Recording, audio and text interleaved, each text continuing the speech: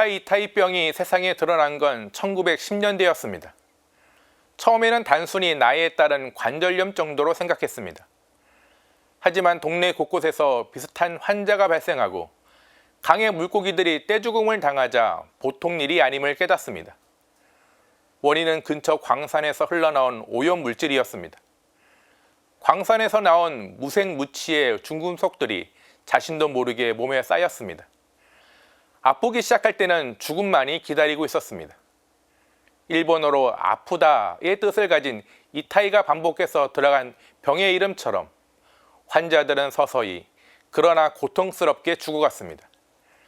지금도 이타이병은 대표적인 환경병 사례로 언급됩니다. 오염물질은 지금도 지구 곳곳에서 끊임없이 버려지고 있습니다. 그리고 오염물질은 주로 힘없고 약한 곳에 버려집니다. 선진국의 쓰레기를 수입하는 후진국, 미군 기지 오염물질 청소 비용 논란, 도시에서 최대한 멀리 떨어진 곳에 짓는 원자력 발전소 등 쓰레기를 버리는데도 힘의 논리가 작용합니다. 위험에 외주하는 비정규직뿐만 아니라 이미 국제사회의 한 단면입니다. 미국 캠프 데이비드에서 한미일 정상회담을 마치고 일본으로 돌아온 기시다 일본 총리는 제일 먼저 광료 회의를 열어 오염수 방류를 공식 결정합니다.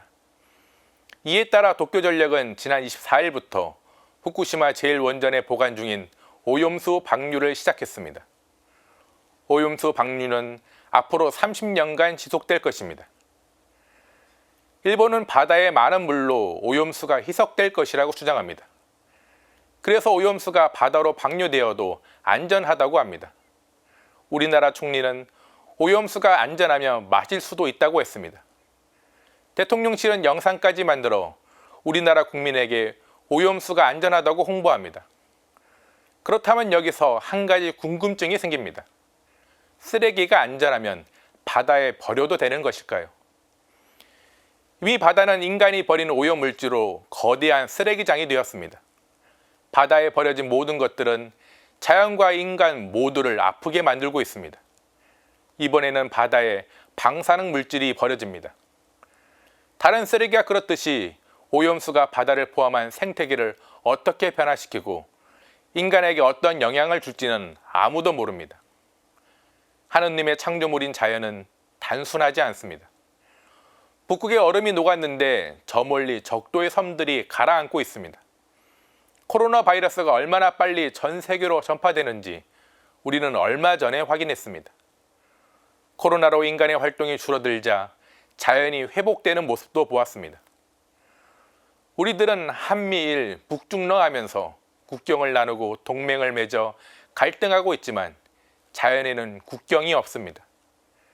살인처럼 공동의 집 지구를 망가뜨리는 행위로 인한 피해는 회복 불가능합니다.